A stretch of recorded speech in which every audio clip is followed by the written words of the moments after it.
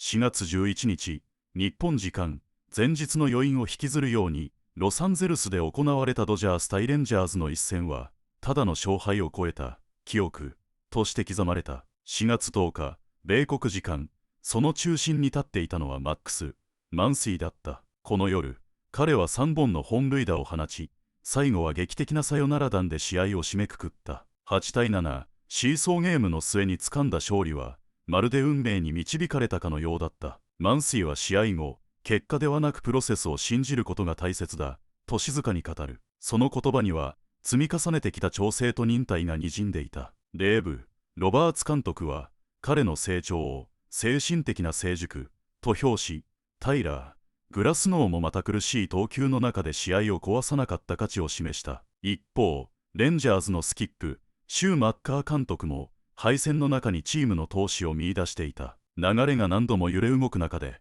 それでも折れなかったドジャース。この輝きと、チームとしての信頼。この一戦は、ただの勝利ではない。それは、信じ続けた者たちが手にした証明だった。物語はまだ続く。ぜひ、その続きを見届けてほしい。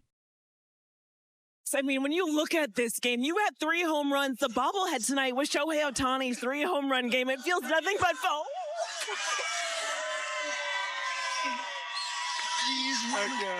It feels fitting when you look at the results today. I mean, how would you describe just where your swing is at and how it felt to have 3 home runs in this one game? Yeah, the only thing I'm missing is the 10 strikeouts, right? No, it was a great game, obviously. I felt really close the last day in Toronto. Felt like I got a lot of really good swings off. We made a couple adjustments, and today I was able to stick.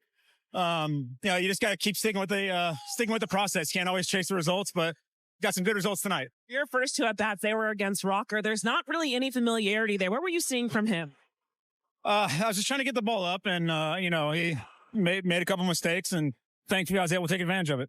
When you look at the splits, of course, you've been good against right, but this year you've been really good against left. When you look at just this last at-bat, walking this game off, I mean, how good for you was it to get a home run off of a lefty, especially at a key moment in this game? Yeah, I mean, anytime you can do anything off a lefty, it's obviously always really good. Yeah. A little bit of a dud there in the 9th inning, but we know Edwin's going to, have 50-plus saves this year, so we're just trying to pick him up a little bit, and like I said, I got another mistake and was able to take advantage of it. You take me inside the dugout and just what the conversation or what the feeling is when you guys are battling back and forth in a game like this. Just try to stay calm and just, keep putting together good at-bats, keep playing defense, and, just keep trying to put the pressure on them. Max, congratulations on this win. Thank you. All right, Steven, back to you. Thank you, Kirsten. Max Muncy have a night. Max Muncy ends the night. Moments of the game, we could have just gone with the walk-off, Jerry, but why don't we just show all 3 Max Muncy homers? I love the bat zone going through the baseball. Outstanding job jumping on a cutter. How about the sinker running away? Him staying inside that, really creating that backspin and carries over the left center field wall. How about the 0-2 breaking ball? Epic back toss. He knew right away. That is great 2-strike hitting right there from Maximus Muncy. Do your thing. All right, so here are the L.A. Dodgers all-time home run leaders. Max Muncy passing the Garv tonight. He is 3rd place all alone behind only Ron Cey and Eric Karros. What an incredible Dodgers career he has had. Let's go inside the clubhouse and hear from Max Muncy with the media. Obviously, hitting a walk-off is a special feeling, but when you had a night like tonight, just to see the results fall, everything, I mean, how do you kind of put towards the performance you were able to have at the plate? I mean, it's just special. Anytime you hit a home run in the big league game is special, let alone 3. So, it's the 2nd time I've done that, and so it's, I still think about the first time I did it. So, it's just a special night, and get the win on top of it. That's great. Last time it wasn't a walk-off, right? I mean, I imagine this is a little bit cooler. Yeah, that was definitely a pretty cool way to get the 3rd one. And then especially with it being off a lefty, just, all in all, it's a really special night. You've had some great moments in the postseason. For regular season, what you did, is this a memorable game for you, when you long remember in your career? Yeah, absolutely. And this is like I was just saying, a special night, but, just team's playing good right now. They come out with a win. It's the most important thing. Just help us keep rolling and get a little momentum going into tomorrow. Did you want that at bat, like the last one? I mean, you have a chance to get a 3rd, so yeah, you want it, but it's just at that point in the game, you're just trying to get on base and keep the line moving, give us a chance to win, get in scoring position. You can't go up there with the home run in your head, even though it's hard not to in that situation. But, just trying to put together a good at-bat. Just the highs and lows for a player in that ninth inning where you have your closer and he doesn't lock it up and then you come back and win it. It's baseball. It happens. It's just, we've all been there, and we know Edwin's going to have 50-plus saves for us this year. Just wasn't his night, and it happens. It's baseball, but we know, if he gets a chance tomorrow or the next day, he's going to lock it down for us. We have total faith in him in that. A few days ago, we kind of talked about your running. You had that play at first base there where you ran through, beat the throw and held him up at the same time. Some pretty decent athleticism there. Yeah, well, I actually felt bad because I don't know if I hurt him trying to hold him up instead of just let him go to the ground. I was trying to keep him from falling over, and I don't know if that's what ended up hurting him. So I felt really bad about that. But, in that situation, I felt like I was able to grab him, so I was trying to slow him down. But, just another baseball play that just happens. From a running standpoint, even defensively, it looks like you're moving around a little bit better out there. I think your range is up in the 80th percentile or something this year. How much better do you feel just with whatever you did in the off season, just in terms of, again, just how athletic you are right now? Yeah, I feel great. I feel like I'm moving really well. I feel like I'm getting good reads on the ball. Most importantly, I feel like my feet are moving on every ground ball. And that's something that I've always struggled with in the past. I just get stuck a little bit, and that puts me in bad positions on certain hops. But I feel like everything's moving fluidly, and just feel healthy. That's kind of the most important thing right now. Well, I'll tell you, I think it's where he's at mentally, and I say that because even in Toronto when he wasn't getting hits, he was telling me numerous times that he's close. He's like, Doc, I'm really close.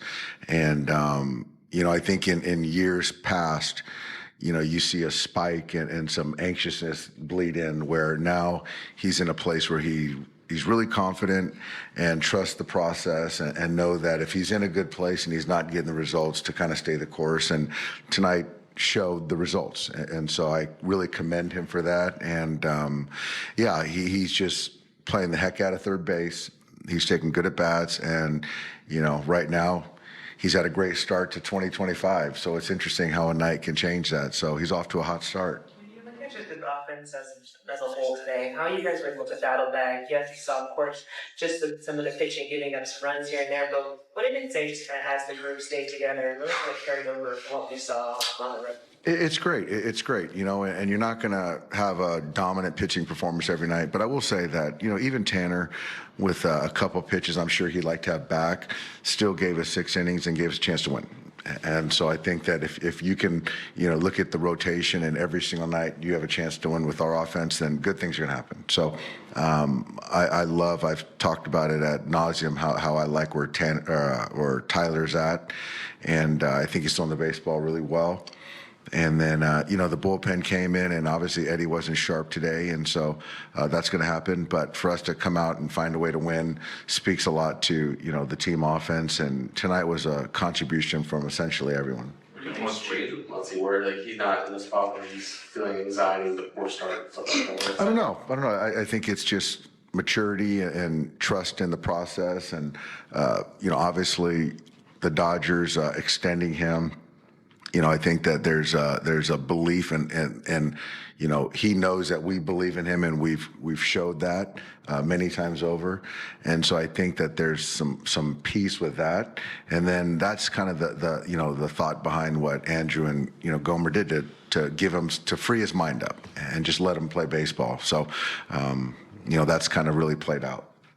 Some of it helped just the last couple of years. It seems like he's kind of gotten back to being like that more complete hitter that you guys have been looking for a couple of years too. And just for me, absolutely. Even that swing that his second homer was a short, compact swing that he carried the left field wall. And so I just think that he is a much better hitter now, and he's checking down better because he has more time to see the baseball. His swing's a little bit shorter. That's something that, we always felt that he had that in him, but, he finally, I think he's really bought into that. And, he even told me about a week ago, he's like, I can see myself hitting 300. And I believe him. Are you almost a little taken aback with all optimism from Max when he. Yeah, he's I guess that's what 3 kids does to you. You start to turn optimistic. We talked a lot about the work Andy's done behind the scenes to see there. Just tonight, like a good example of that, where he was able to not just draw a walk, but also work deep counts, but also still be aggressive in that last couple runs, man. Oh gosh, man, you just can't say enough about what Andy's done. I don't think, if you look at all of baseball to see how many times he's hit balls from line to line, he's got to be number one in that category. If it's velocity, if it's spin, if it's a right-hander, if it's a left-hander, he has a different club, to kind of attack any type of hitter or pitch. And so that's special. So, the hitting guys, Andy, you see him on the bench, are always conversing, and Andy's watching the game. He's dialed in and knows exactly what he wants to do every time he gets up to bat. So there's complete clarity and just kind of letting him be himself as a ball player. We've seen him adapt since he first came off the first time. His ability to sort of almost be a different hitter now that obviously was in the minor leagues. He's grown tremendously. I think that, he didn't really value the weight room. There's a lot of people that felt he couldn't play center field in the big leagues. Controlling the strike zone, he didn't really do. Hitting velocity, didn't really do. And so he's adapted, evolved, adjusted in all fronts. And so, he's going to be talked about a lot this year.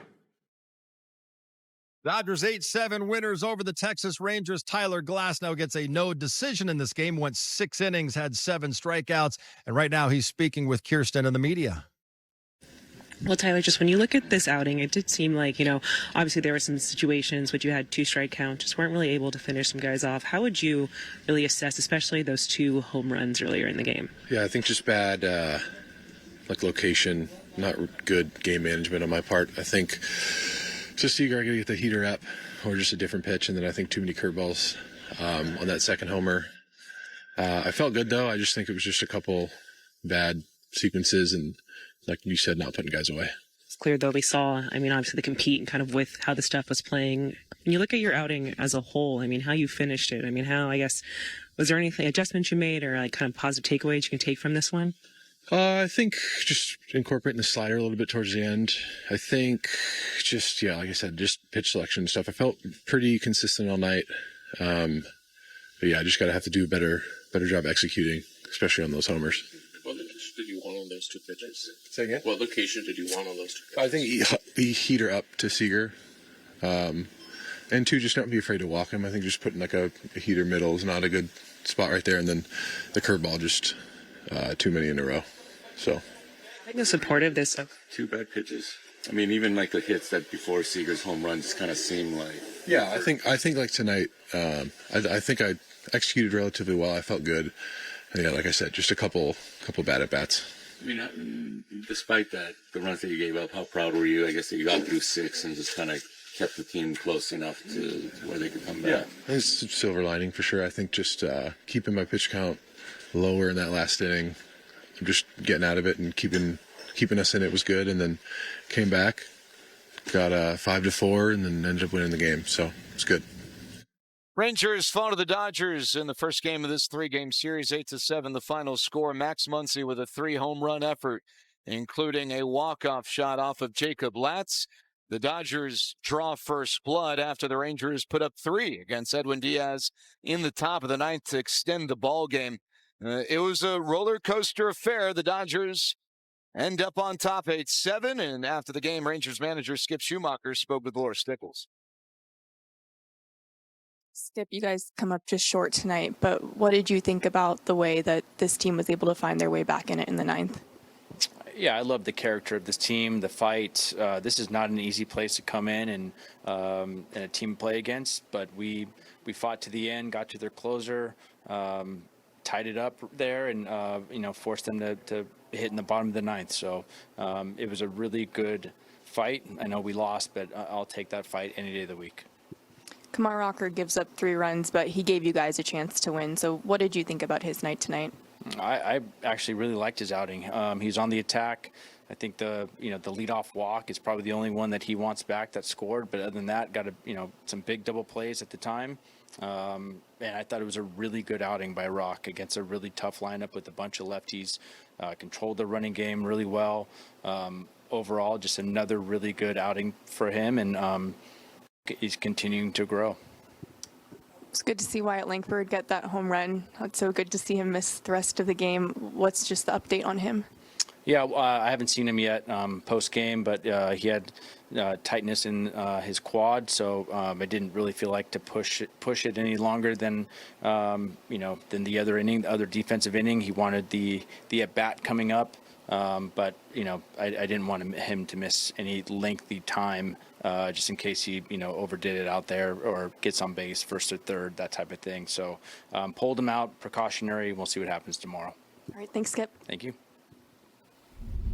All right, so we'll have to wait till tomorrow morning for an update on Wyatt Langford. Tomorrow, it's Jack Leiter making his third start of the season. He has been nasty so far this year. Emmett Sheehan, no, not so much. The young, talented pitcher for the Dodgers has gone off to a slow start, but he is capable and not going to be an easy test for the Rangers. Rangers and Dodgers, second game of this three-game series tomorrow night on RSN. Our coverage begins at 7:30 back in the Metroplex.